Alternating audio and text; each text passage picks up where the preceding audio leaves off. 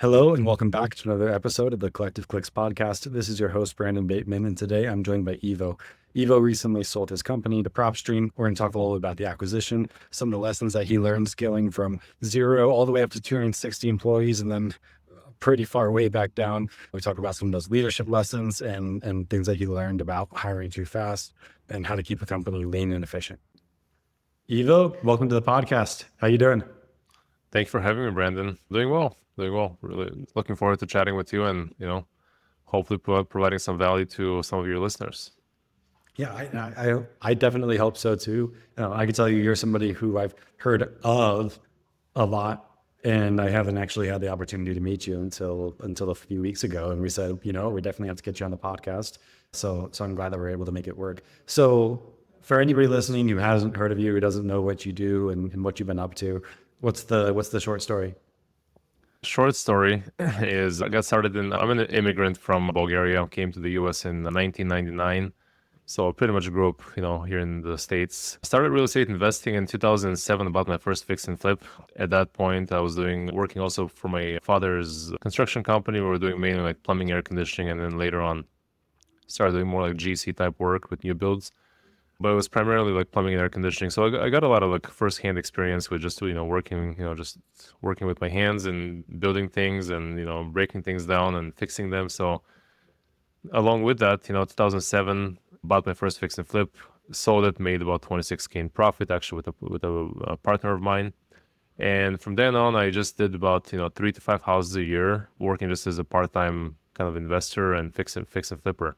Up until 2015, I quit, but we basically like winded down the actual plumbing air conditioning company. Just honestly wasn't my cup of tea. Just didn't enjoy the day to day, just working on the plumbing and air conditioning side. So I wanted to go full time into real estate. At that point, I started looking into obviously just acquiring more properties. Started looking into wholesaling. Didn't know wholesaling existed, prior to that point. And long story short, I ended up partnering with my sister on a wholesale company. And about a year later, we met another like friend of ours, my current business partner, Jesse Burrell. And we were trying to really solve a lot of problems for us internally as far as how we run the day-to-day operations of the company, how we market, how we sell, just pretty much everything that goes into like, running and, scaling a business. And started experimenting with I bought some like open source kind of software, started like trying to figure out how do I modify the software so it better fits our business needs. And that turned into, again, there's a longer story to that, but just not to get too much in depth, that ended up turning into what Batch Leads became today or is today. And about 6 to 9 months later, so I'm not sure if you pick up my dogs here. 6 to 9 months later, we started doing the batch dialer also. And the batch dialer is really just a platform for people to connect, just an outbound dialing platform. And along with batch leads and dialer, we grew those companies to about 260 employees in total. And yeah, I mean, we basically grew from having no employees in 2018 to about 260 employees in about 5 years or so, 5 or 6 years. So we learned a lot of things, honestly, got a lot of knowledge. And it was basically the three of us. It was me, Annie, who's actually my sister, and then Jesse, my business partner in the business. And all three of us, really learned a lot. There was a time when we were just consuming audiobooks like there's no tomorrow, every chance they got, like all three of us actually. Every chance we got, whether you're at the gym or driving a car or, could be like, and sometimes even, hate to say it, but even with like family, sometimes I'd have like a ear pod, in my ear and listening to audiobooks and, how do you hire the right people? How do you scale companies and so forth? So long story short, we end up selling batch leads and batch dialers to PropStream, as many of you listeners know. The company, they're one of the heavy hitters in the industry. They are backed by Stewart Title, which is a publicly traded company. And that acquisition got finalized just a few months ago on July 1st. Cool. Yeah, good for you. And that's pretty exciting news. Is that your first exit of a company? That is my first exit, yeah. So yeah, we sold both platforms to PropStream, and really it was a win-win situation for all parties involved. Yeah, that's awesome. Well, yeah, and I have a bunch of questions for you about like this whole journey. Well, first, help me understand from the moment you launched Batch Leads, to now? How long has it been? We launched Batch Leads in 2018. I should say January 2019 is when we officially launched Batch Leads up until now. So, it's been, almost 7 years, about 7 years. Yeah, so this 7-year journey. I mean, I'm curious about a lot of the different pieces there. Here's one question I'm curious to ask though before we get into like the details of scaling the business. Yep. I had a discussion. If anybody follows the podcast closely, you probably remember that I had a discussion with, I think it was Joe McCall a few weeks ago. And we talked a lot about like this question, to scale or not to scale the company. And actually maybe that's not the words, because I know for some people scaling means like quick versus growth is like different from scaling.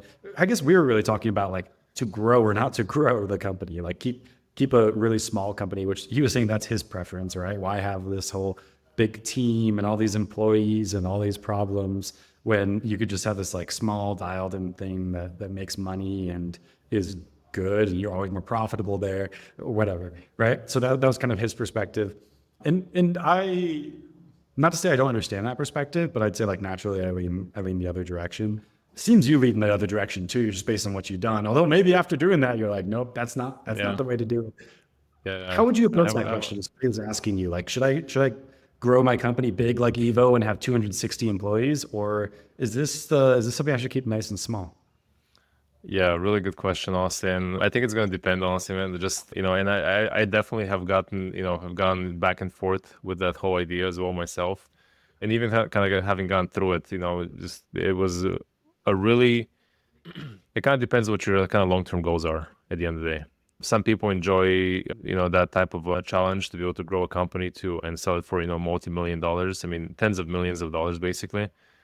And it's going to be hard for you to do that, honestly, unless if you're running a very small and lean operation with, just a few employees. It's going to be almost like impossible for you to be able to sell that. And again, like it depends kind of what your like life's goals are. I mean, are you just in this, to just make money? There's just a lot that kind of to unpack, honestly, with that question.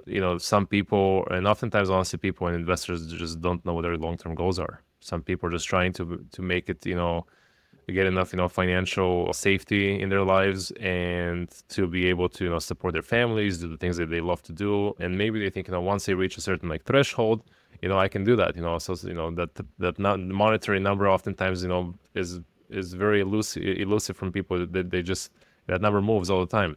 You probably are in the same boat, but, for me, I've always said, like, I remember like when I was, I think about 16, I said I just have to get to have $100,000 basic in net worth. That's what my goal was. I think it was like 15 or 16 when I was, and I'll have enough money. And then that goalpost moved to like 1 million, moved to multiple millions, and tens of millions. And now it's like, well, it's still not enough. And then honestly, like if you've ever listened to any kind of like anybody's like podcast, and there's a lot of great podcasts that talk about this kind of phenomenon, and even people that have exited companies, the number is never enough. So like, what are you actually after and what are you chasing, honestly, at the end of the day?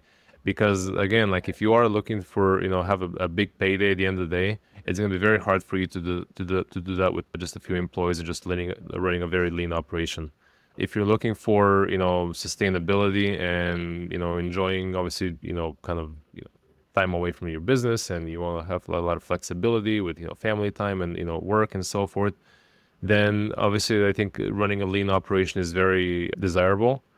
And I think both honestly scenarios will appeal to different people. Personally, I've always wanted to, I actually never thought about it, to be honest, before I kind of grew our company, to about 260 employees. And we ended up hiring about 130 employees in 1 year, and that year was like it was kind of a crazy year, to be honest. It seems like we were hiring like somebody, and maybe we were even like letting go of some people along with, hiring people, but it seemed like we were hiring like multiple people on a weekly basis, honestly, at that point.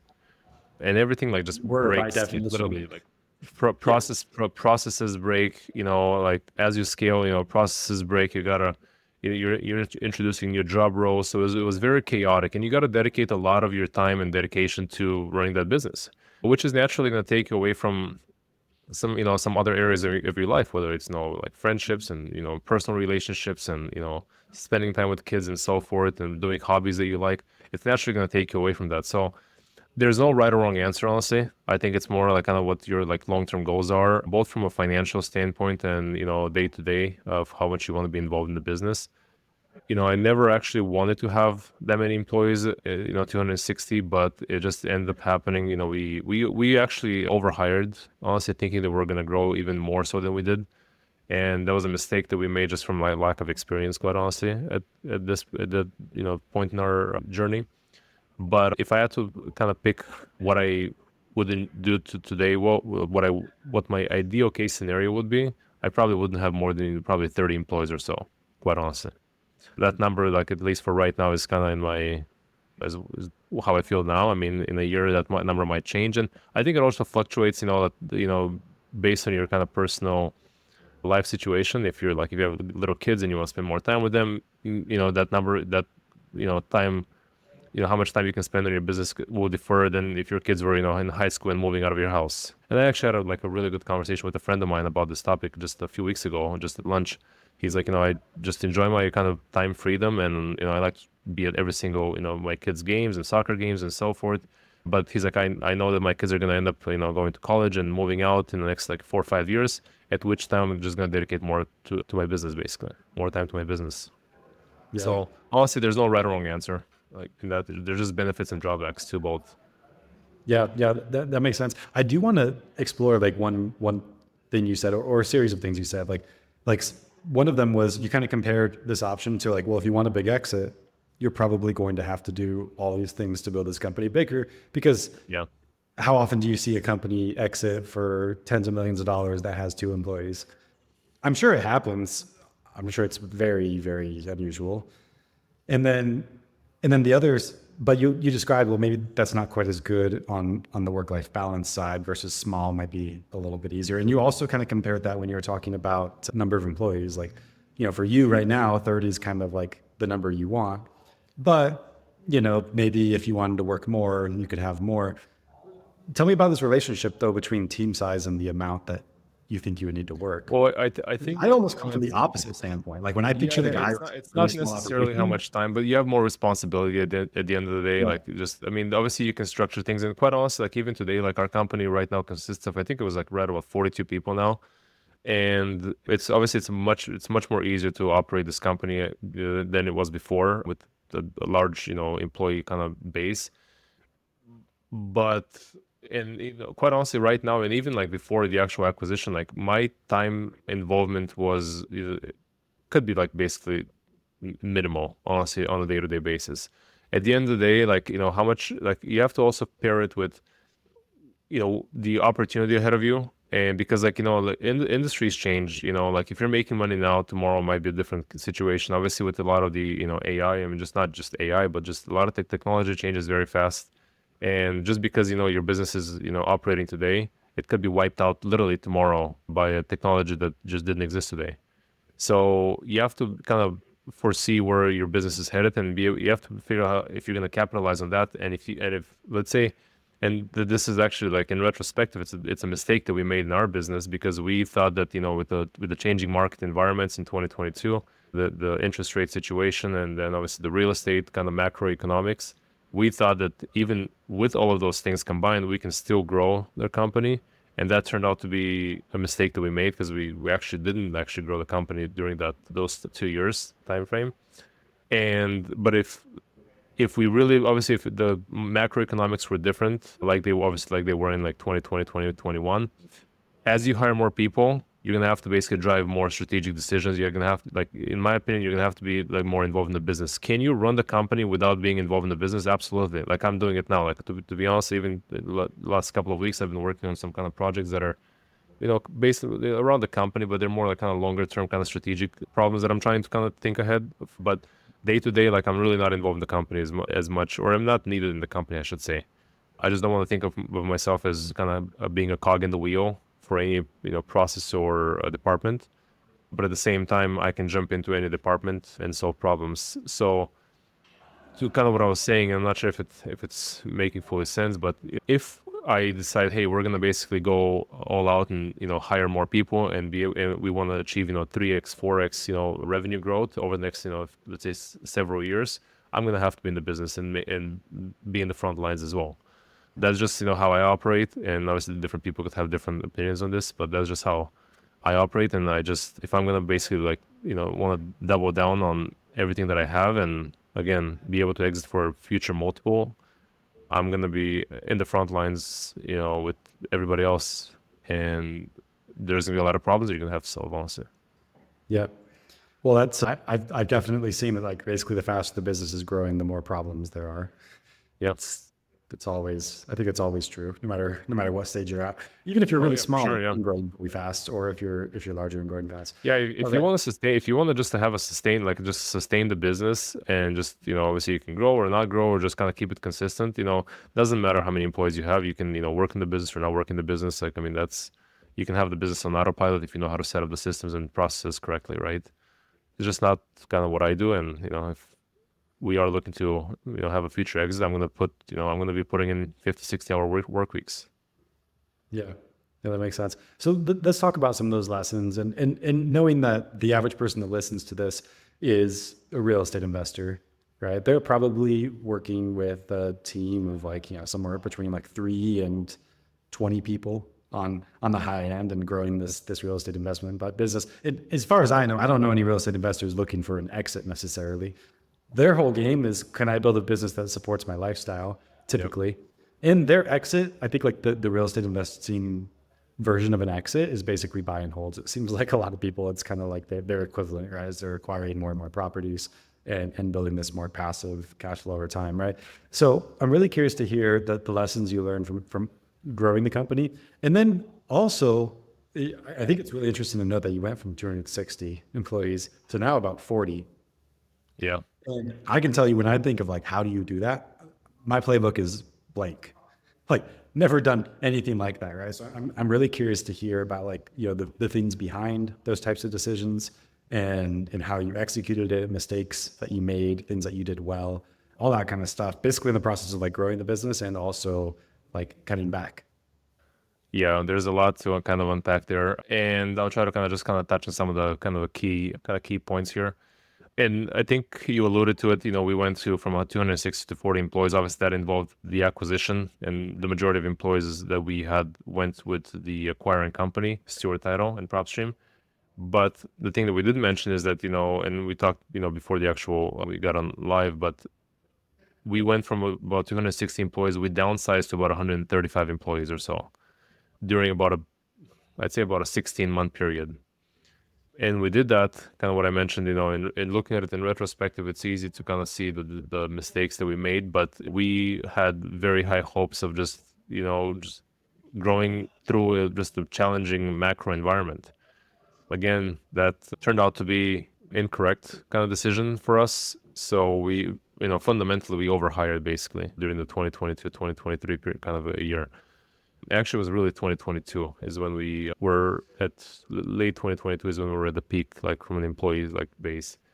But we ended up making, honestly, one of the things that I've realized as we were scaling, and again, we were also running an investing business, so from 20, like I mentioned, obviously like full time from 2016 to around 2020, right? Actually in March, right when COVID hit, we had actually made the decision to shut down our investing business. So what was happening is, I was running day to day, the software side. Annie, again, my sister, she was running the investing and the wholesaling side, and then Jesse was just really just in the middle of kind of all of it as well, and trying to kind of help with sales and marketing. And he's done obviously a tremendous job as well with kind of bridging the gap between in 2018 to 2020 is when he did a really good job of just bridging the gap between the wholesaling and the software side as well. And we were full-time investors ourselves. So we were, we had a very profitable investing business. And the reason why we shut it down, honestly, is because even though we were making, 7 figures in profitability we shut it down because the business, honestly, for us, we didn't think it's sellable. And we just saw more opportunity in the actual software side long-term.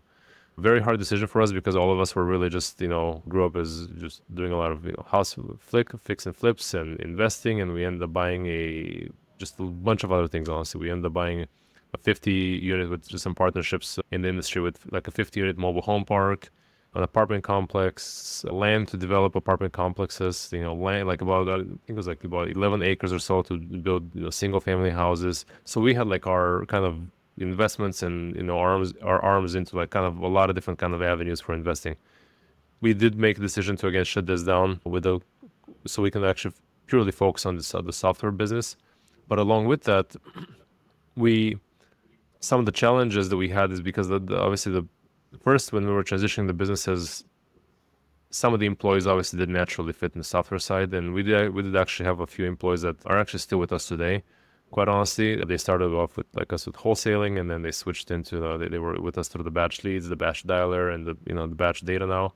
But this doesn't happen often, and some of the kind of key insights that I can share is that the people that you hire today based on the skill set are going to be different as you scale, quite honestly. And we've seen multiple variations of this kind of a skill set, I'd say, like discrepancy, because as you scale, like you're just going to run into like more like bigger problems, and the people that you have today might be very, like, let's say, proficient in running a CRM system and being able to configure a CRM system, but as you scale, they might not have the strategic insights and experience to be able to take that company to the next level. Because as you started, as an example, as we started introducing like new systems and new requirements, so we now all of a sudden need to measure how do we measure our, not obviously not like just customer churn and so forth, but how do we measure and how do we collect all the data for what users do on our platform? And that required a lot of the people that we had that we believed at that point in time when we hired them that they were the best based on what we knew.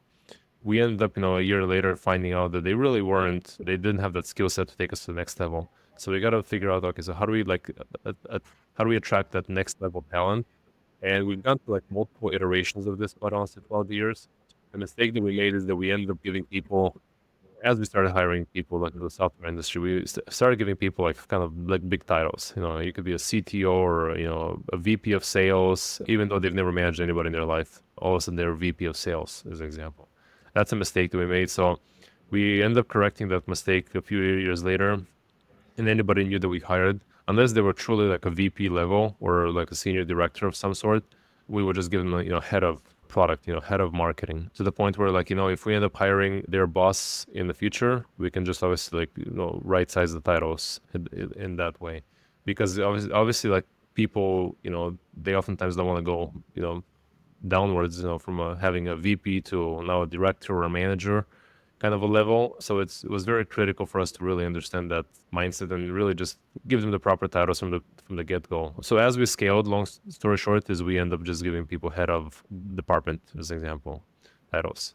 That ended up working really great for us. We've hired a full-time recruiter a while back, and honestly, we should have hired one sooner as we started to scale, because recruiting took up a lot of our time, everybody's time, honestly.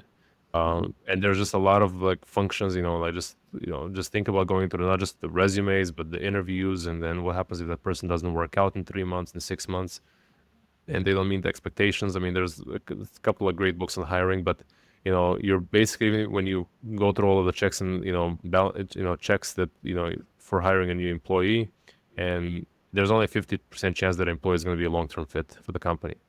So hiring a full-time recruiter was really a key decision for us, I think in 2020 or 2021. And it was a really important decision that we made. The same like with the head of HR, as we started expanding, somebody needed to do a lot of the HR functions. Initially, the HR was the recruiter for us, and then we ended up hiring a separate recruiter as we kind of grew even further. Then we had to separate obviously different HR kind of functions into their own, buckets as well, because we had international, we had employees in India. There's different, laws and regulations versus, the US, W-2 or, 1099 employees. So we just kind of ended up hiring a lot of dedicated kind of functions for, the various needs of the business at that time. Yeah, that's interesting. Yeah. I can tell you how I think of recruiting sometimes. It's kind of like, if you think about it, like real estate dispositions, where like a company could so easily say like, oh, I don't need a dispo person, I sell all my deals. But are they making $15,000 wholesale fees when they could be making $25,000 wholesale fees, right? Because the metric you're looking at is like, well, are we moving the deal? It's like, well, yeah, you are. If the metric for hiring is like, are we recruiting people? You probably are. Like, finding people isn't hard, just like it's not hard to find the buyer who's going to give you the small assignment fee, but it is really hard to find the one who's going to give the higher assignment fee. And the gap can be huge. Yeah, hiring has been huge for us, honestly, and we end up hiring a lot of. And I agree with you, honestly, with everything you said. Just getting the right hire is very, very crucial. And we've obviously learned a lot of things, and we've made mistakes, and we've hired the wrong people and everything else. But at the end of the day, honestly, like we made some like very kind of key hires early on in our kind of journey, and those hires are still with us up to today. Really just really key people, very capable people. And that's one of the things that I would like advise anybody kind of looking to hire. Like you have to hire somebody that can strategically drive the business forward, not just an order taker, somebody who's going to always look up for you. And you kind of unfortunately, I feel like if you haven't gone through that, it's hard to like distinguish between sometimes people's like skill sets.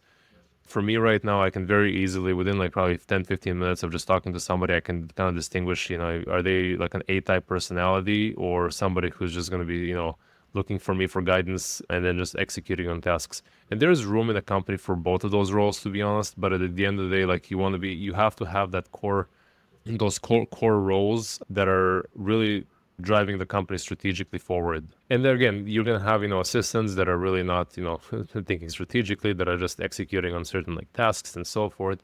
There's room for that in businesses. And some of the more, nuanced kind of tasks, things that are just, fairly easy, but take, time to do. And obviously some of these you can replace now with a lot of, AI and AI agents and so forth, but not everything today is replaceable. So you're going to have room for both, but you have to, kind of build out your first team with, very capable, very like strategic kind of thinkers. And that's, again, one of the things that we did very well, because a lot of the guys that we hired in 2019, 2018 are still with us today. Yeah, that's incredible. Tell me about, so I know you just said like it's kind of been an acquired skill for you to figure out who is that person who's just going to kind of say, Ivo, tell me what to do. And if I do it right, then, that's my job, versus the person who's like truly innovating on behalf of the Yeah. company. How do you think you can tell one from another?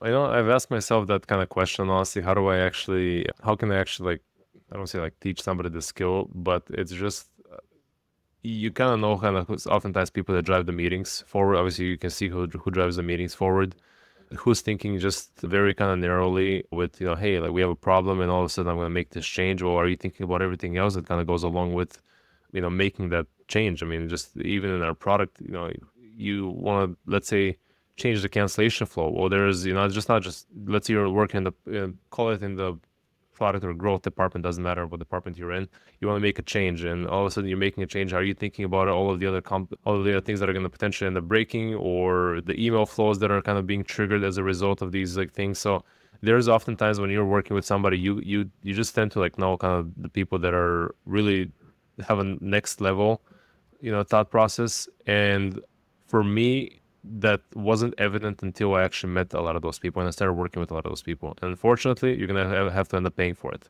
We end up paying somebody in, I'd say multiple six figures annually, and it was really just the biggest like kind of like salary we had at the time. This is like 5 years ago at this point, and that salary range was just so much larger than anything else we had paid out to anybody in the past before, that it was just hard to swallow. But at the same time, that person's still with us today, and he is one of literally like my right hand person, and I know that I can rely on him for really anything.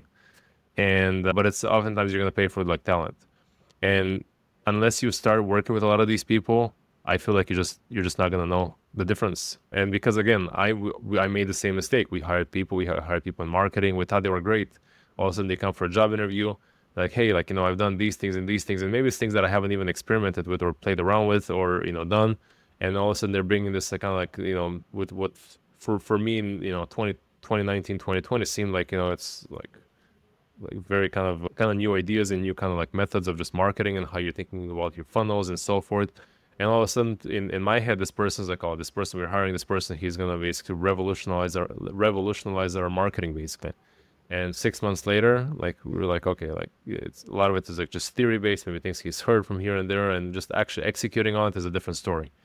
And again, how you execute on it, how do you bring other people in how do you involve other people to be able to execute on a lot of these things? Because as you grow, there's just more departments you have to, more departments, more people you have to coordinate with to be able to execute on really anything, as the company matures. So that coordination, that skill set, like I said, I feel like it's very hard to pinpoint unless you've really worked with some of the best people like in the industry. Well, there's certain people that raise the bar. Like I can tell you for like certain roles today, like there's people who we would have hired in a heartbeat years ago that, come by and you're like, actually, I know that person's not the one. And because the bar gets kind of raised over time, it's interesting because what you described about how like you learned, like you just kind of like, you have to experience it and then you start You to have to see it. experience it, yeah. Yeah. And like you said, Same thing happened to me. the bar gets raised, yeah, because like I said, I remember like multiple people that we've hired that we thought they're at the top of like of the knowledge skill sets for a marketing or a sales role, and it just turns out 6, 8, 9 months later that they don't know how to do a lot of stuff that they should probably know how to do it, like from that somebody else, to call it a true like VP or senior VP would actually know and have had experience with. And again, sometimes as you're interviewing people, like a lot of things could be theoretical and things that they in theory understand how it would work, but in practice oftentimes it's different. Yeah. And we've done like we've done a lot of projects well. We've executed on a lot of projects very quickly, and at the same time we've had projects that have been like, well, how did we even like how did this take like 6 months to like release, basically, you know Yeah. so we've had like a couple of one of our kind of affiliate marketing platforms, as we changed them, just turned out to be such a pain for us. Honestly, it took like 4 or 5 times longer than it really should have, and it was just a lot of just a lot of things. Honestly, even the platform that we went to, like the new platform, they overpromised and under-delivered what the platform can do. Lack of just internal focus on the thing, and it just ended up being a really like a really bad kind of a project for us. But at the same time, there are projects that are gonna go very well, and you're gonna win some, you're gonna lose some. Yeah, yeah, I get it. And honestly, part of me wonders if you and I maybe we're not at the end of that rope, right? It's always easy to take you wherever you are, right? And just say like, oh yeah, I used to think I knew good talent, but now I know good talent. And Ivo in 10 years, maybe he's going to look back like, oh yeah, Ivo, when he said that on that podcast 10 years ago, like he didn't I've even thought know, about like that Mac. once, and I know that that's the truth, because like your Yeah, horizons expand as well. So like obviously you learn new yeah, things, and obviously like, but again, I'm trying to constrict. Okay, so if somebody that knows kind of like, let's say, marketing or sales, are they really like pushing the boundaries in terms of what somebody at the highest level of that position should be doing? And that's how I kind of think about it. Obviously, like there's very smart people like in the world, and I hope that I work with even more, obviously, more talented, more smarter people than me. And by the way, I mean, one of the key things is hire people that are smarter than you in a lot of different areas. I'm definitely I know a lot about marketing. I know a lot about sales. Naturally, I navigate more towards the kind of product focus. That's just where I've naturally navigated more towards.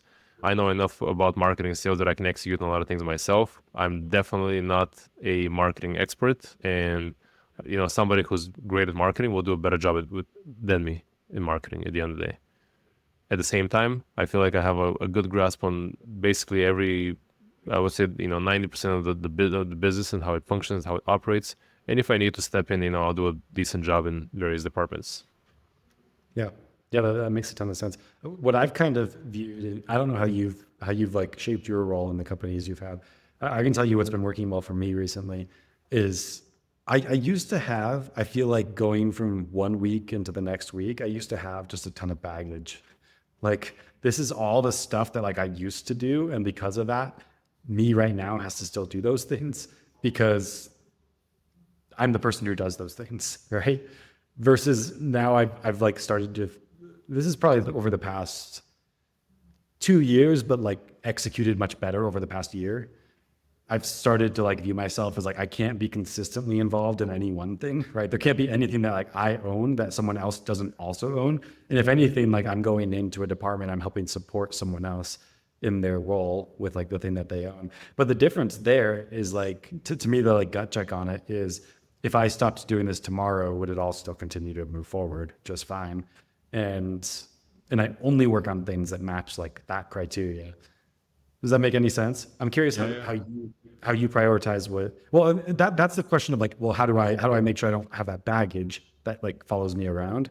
The other question is, well, then what should I be spending my time on? And that's the game of figuring out what the constraint in the business is and where you can make the most impact and all that kind of stuff. And that's sort of a separate thing. But I can tell you what messed me up over and over and over again was that I'd look at my week and I'd say, well, what's important? Thing A is important, but I've already got 40 hours dedicated to thing B.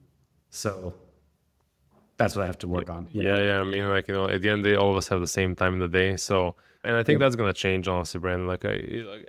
You know, my kind of, honestly, even my role, like day to day, has really shifted from, just 6 months ago to what it is today. And quite honestly, it takes some time to try to find out as kind of things change. And from my perspective, obviously, the acquisition of the company, and that was like a big kind of a pivotal moment. So right now, today, I'm trying to figure out what is my day-to-day, how do I make an impact to the company? Because inevitably what ended up happening is, even though like I'd say we were obviously in the business and a lot of things, relied on us, we weren't like the bottlenecks for really anything in the company and I can speak for Annie and Jesse as well. They just weren't the bottlenecks in the company for the kind of respective departments. And even more so, like as we were working through the acquisition, it forced me, because I was basically like if you ask a lot of the team members, they'd say like Ivo, Annie, and Jesse were MIA for between February, March, and let's say July, because obviously we were working on the acquisition piece. But that inevitably forced me to basically not be involved in the business and just fully rely on, just not even sometimes, not saying that we didn't pay attention, but day to day, we just didn't we let the team run the company by itself. And obviously we were involved in figuring out, okay, we can't let the revenue go down. And that's kind of what our focus was. And obviously figuring how to increase revenues, but everything else the team handled. And like I said, like this acquisition kind of forced, even more so, like amplified that feeling of just like, hey, we're just not going to be in the day-to-day of the business. And to your point, like, we're just not going to be like, I think you said it, or I said it, like the cog in the wheel. And now my job is really just changing, honestly. So I'm taking some time over the next, let's call it a couple of months, to try to figure out how do I make an impact to the organization going forward, because the job roles are changing, things are changing. And there's sometimes, time when you can like push the pedal, and sometimes you got to like let it, pull it back a little bit, because you are, whether it's like running, some projects within the company, there's a lot of moving pieces right now. So right now, today, like I'm still trying to figure out what my day-to-day kind of involvement looks like, and what is, what am I carrying from last week, and what am I focusing on going forward, forward, and what are the, top 1, top 2, top 3 things that I need to focus on a weekly basis to make sure that I execute. That's going to change, honestly, depending on the company, obviously depending on a lot of different things. But it's very important, obviously, for you to be asking that question. And, sometimes you're going to have to, depending if you have somebody that quit. I just talked to actually a very big player in the space, and probably one of the biggest actually from a, revenue in the real estate kind of in the space. And he just lost like a key employee, just like actually like 40 minutes ago. He just lost a key employee. So he's like just scrambling this morning. He's like, this is kind of a tough time right now. Just all hands on deck. I got to figure it out. But I know in looking at it in 4 weeks from now, it's going to be probably a really great thing that this happened. There was just a lot of toxicity with like, the person that left, the people that he managed and so forth, or that she managed, so forth. So right now, like he's like actually dealing with this like literally today, obviously knowing that, hey, in 4 weeks from now, things are going to stabilize, and it's probably going to be, best for everybody that this happened. But in like as an example, his kind of role is going to change over the next, 4 weeks probably, as he's trying to kind of deal with the, problem or situation. Yeah, that totally makes sense. Okay, final thing that I would love to hear from you. So you went through this process of deciding to cut back the team and executing on that. You said you overhired. One thing I've always so I was reading what is it? The Road Less Stupid. I can't remember who wrote that book. There's a chapter in there. It's called "A CEO Should Never Delegate," and one of the things that a CEO should never delegate is clarity around point A and point B. Point A being where you are today, point B being where you're going, right? And what it talks about, which I 100% resonate with, is the hardest part of that is clarity around point A, because it's always so ambiguous, right?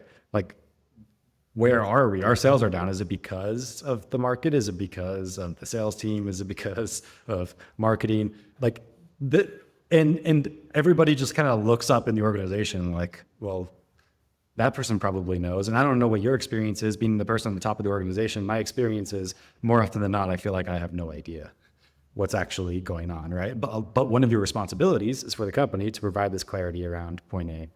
And a piece of that could be like, you know what, we overhired, right? But that could be something that you said that, you know, it sounds simple, like, oh, that was the fact. Ivo overhired. So he said that he overhired. But you and I both know it's way more complex than that, right? There's a lot of moving pieces there. And it's hard to define like what really is the reality and what the next step is, especially if that's difficult. And I know we have a lot of clients who are dealing with this stuff with like fluctuations in the real estate market, like increasing team sizes, a lot of decreasing team sizes, people out there cutting back their teams. Right now, I have a client that's been with us for like 5 years. He just cut his team back to like 2 people. They were at 20 people last year. And they're, you know, they're doing well now, all things considered, but like stuff like that's always happening. And I never hear people talking about how to do that. And like, so how did you identify that you did overhire? And what mistakes did you make trying to become a little more lean? Yeah, very tough to do, honestly, in real time now. I mean, look at it like today, because it's always easier to say it, you know, in retrospective, you know, we knew that we overhired, you know, looking at it, you know, a year later, basically. But it's very difficult to do it at, you know, at the time, because you are making some of these decisions, and some of these decisions are not, you know, decisions that you can unwind in, you know, a day or a week or a month sometimes. You know, let's say we decided to like overhire, and we said, hey, this is basically where the company is going. This is what we believe the market, you know, how we can grow through even a challenging environment. We're going to hire an HR. We got to, you know, support the HR team. We have to hire, you know, additional like assistant HRs, and then everything from payroll to somebody that manages the payroll and everything else, you know, like, and all of a sudden then you start hiring the employees. So how do you unwind that if you actually end up finding out, hey, like this business is not growing? And very difficult to do. And you see even like larger companies make a lot of these same mistakes, honestly. You see a company that oftentimes they put out, you know, billions of dollars. I mean, look at like what happened with, you know, Meta even. You know, 2 years ago, they were all like gun-ho on just, you know, virtual reality. And all of a sudden you never hear anything about virtual reality anymore. Like you just don't. They shifted completely to just, you know, AI and just everything else that kind of goes along with, you know, hiring the proper talent and so forth. And with the stuff that they're doing with like super intelligence now. But 2 years ago, they were all in on just super intelligence, and they, sorry, not super intelligence, on the, you know, virtual reality and, you know, just virtual, you know, everything that with virtual stuff that they were doing. But it was a mistake that they made, and it just, I think, with from as a CEO, it is your job to basically drive the company forward, and you have to focus your time to really understand the KPIs, to really understand the macro environments as far as where this industry might be headed. And I would say be as lean as possible. So that's one of the things that I learned as well myself. And this is why I'm trying to do it even more so now.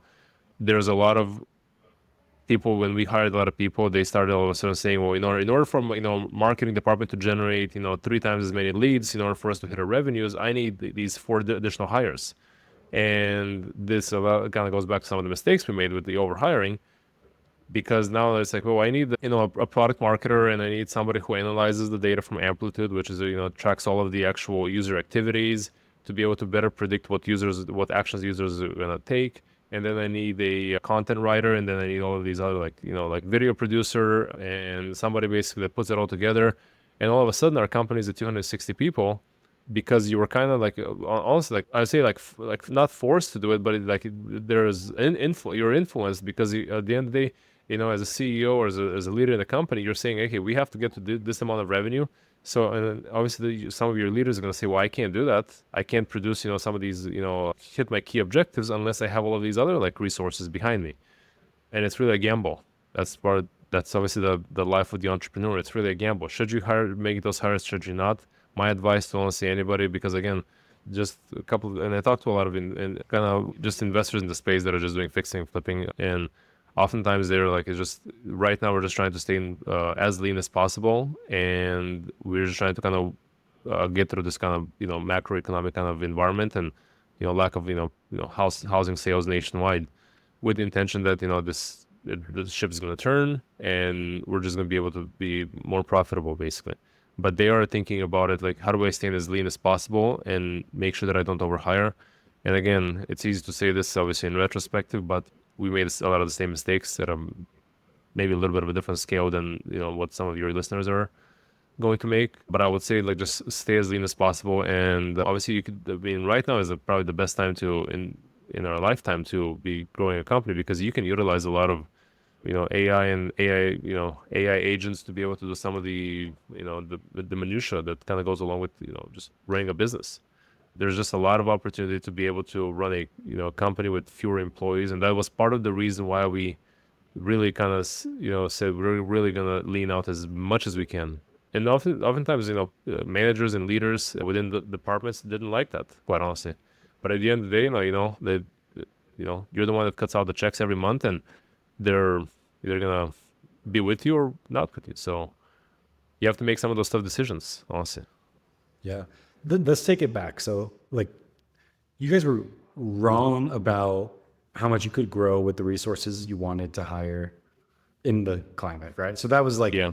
you're wrong, which I would say is, something very few people are ever right on. So not necessarily like a surprise, right? Like Yeah.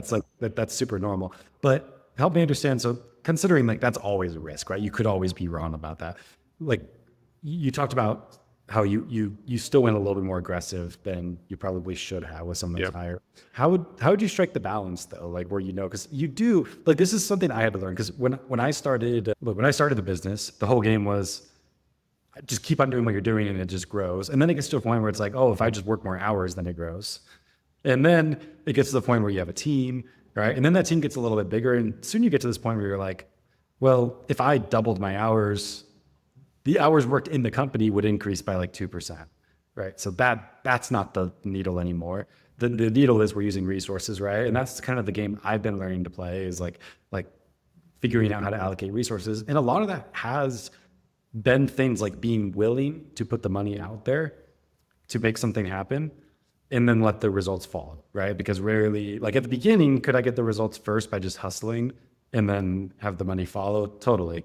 But now I kind of have to like spend the money on the thing, then get the result, which then pays for the thing I spend money on, right? So that's the pattern, right? Yeah. So you got to do that, but on your level, like you guys went really aggressively into it. How do you know where to strike that balance? Yeah, I think if I had to obviously do a lot of things differently, because we, again, like, our, just to kind of put it in perspective, we did about over $36 million in revenue in 2022 within the company. And then we fell basically in the kind of mid 20s, basically at our kind of worst, I would say. After that, obviously, after growing to, mid 30s in revenue. I would say, if I have to do a lot of it all over again, I would really set clear thresholds and give, the team adequate, time. And, you do have to put the initial investment up front oftentimes. But I think what we failed to realize in our case was that we just, hey, month 3, we've hit, a lot of our goals, revenue didn't grow. Month 6, we hit more goals, that, we thought revenue is going to grow, revenue didn't grow. Month 9, same situation. Month 12, same situation. And at what point do you basically cut the cord, basically? So I think just having a little bit of having more of a clear timeline as far as, hey, this is actually what's going to happen, and we have to see revenues grow. Otherwise, we have to cut back on certain like areas in the business. That could be, again, 6 months, 12 months, depending on your obviously business and the cycle of the velocity of the business. But this is what I would honestly like do different, and really just communicate with everybody. Communicate everybody from the leadership down to the individual contributor level. Because at the end of the day, like, we decided like, hey, we can't continue to fund, hire and hire and hire more people, and all of a sudden everybody wants more resources to be able to hit their numbers, but at the end of the day, like, revenue is not growing. I mean, something's wrong here, right? So having more defined timelines on, hey, like, if I don't, obviously, in order for us to grow, we have to have to hit these kind of milestones within the company. And if we don't do it, I'll give it another, let's say, 6 months. And at that point, I have to start making some hard decisions. And it's very hard to do that because, obviously you've hired people, and obviously, like, you build personal relationships with them. And, they kind of focus on certain departments or areas within the company. And you're like, well, what happens if I actually lose the department? So you kind of like prolong that because you just don't want to make the tough decisions. At one point, and we were the same boat, actually. But at one point, it just became so clear. It's like, hey, we have to make changes. Like whether you like it or not like it, we have to make some of these cuts, and that just kind of ended up spiraling into more and more cuts for us. From 260 employees down to about 135 employees. But if I had to kind of go back and again to really redo it again, I would just basically probably cut the company in half. I mean, it's hard to say because obviously I know what the outcome was, but during the time, you're just basically cutting employees, and we would cut 10, let's say 5, 10 employees, 20 employees, let's say per quarter, and we still didn't see revenue base. We were obviously hoping that we're going to cut let's say 10% of our workforce, and then hoping the revenues would actually increase and the market is going to change and the economy is going to change, and that didn't happen. So we just ended up cutting more and cutting more and cutting more. And honestly, at the end of the day, we were as productive, or if not more productive, with like fewer amounts of like people. So it kind of goes to show that we definitely overhired in our company, and yeah, it's a hard problem to solve, honestly. And I don't think I don't have the answer to a clear answer to that, and I think other people are not like you have to kind of live it and make the right decision, and if it doesn't pan out, you have to just make the tough decisions, but give yourself some time. I think that's what it is. I mean, like, you're investing in something, you have to put up the money up front. If it doesn't end up working out in 6, 9, 12 months, you have to pivot. Yeah, that makes sense. So yeah, and that's probably the biggest thing I took from this, because I've done many of these, like, invest in it, hope it pans out. If it pans out, it pays for itself and then some. I mean, ultimately, if you look at how a business grows, it's just a bunch of those. It's just at the beginning, the thing that you're investing is your time. So it's just different skill to learn to invest money, right? But they say strategy is not strategy unless all your resources are aligned with that strategy, right? Yep. So if I'm trying to, like, improve our client retention, but I'm not putting more money behind our client retention, then am I really trying to improve our client retention, right? I just have to know, like, if we improve it, how much is that going to be worth to the company, and is that going to cost more or less than what I put into it? But what I haven't done a good job of that I learned from you is putting those, like, and if it doesn't work, this is what happens. I think it's just one of those things where, like, nobody wants to talk about, like, if it doesn't Nobody work. wants to talk about it. It's really hard, honestly, because I lived through it like for so long, and it's me and Jesse didn't even like take during that time, like, we didn't like take a paycheck for like 2 years out of the company. So it was very, like, even mentally like draining for us, because it's like we're going in, we're putting in the hours and the effort into growing the company, and things are just not panning out. And obviously we had a lot of revenues, and we were still, like, obviously throughout this whole thing we were profitable basically throughout the whole thing, but it's not what we definitely our profit margins were definitely different in 2020, 2021 basically. So we're trying to, obviously, our ideal scenario was to get back to that profitability standpoint. So yeah, I mean, very, very hard kind of thing to do, but you have to make the tough decisions. I mean, at the end of the day, you're the one that's cutting the checks out, and you have to, unfortunately, make some tough decisions, and not everybody in the company is going to like them. Yeah, fair enough. Well, it has been incredible to talk to you, Ivo. Thank you for sharing your time and all your wisdom with me today. What are you up to these days? I know you kept one company, right? Yeah, we kept the batch data, and that's kind of my focus right now. There we do have, obviously, a transitionary kind of period with PropStream and Stewart Title that I'm kind of involved in. But our core focus going forward is batch data, which we provide property and homeowner consumer data to other, like, prop tech companies in the space. Not just prop tech companies. There's a lot of companies that need property and homeowner data. Some of our public customers, we sell to some very large publicly traded companies.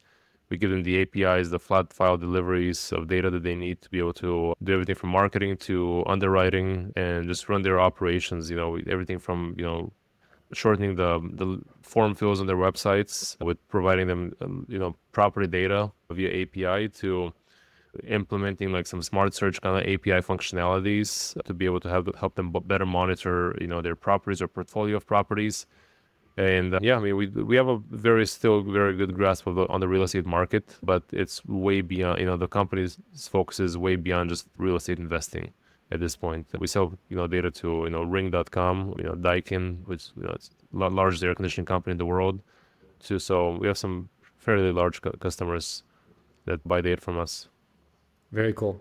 So if by chance there's someone like that listening, reach out to Ivo. Otherwise, for like your average flipper wholesaler, what do you have anything you can offer them, or where would you send? Yeah, I mean, like, feel free to reach out. I'm happy to help. We do have some kind of, proprietary kind of like investor reports that we can share. We are actually one of the first companies, actually, like the only company that actually creates we call it Investor Pulse report. It's really a report that looks at, who's buying properties in the whole country, who's selling it, how they're financing it. And we've gone down the path of just really creating a profile of investors in the country.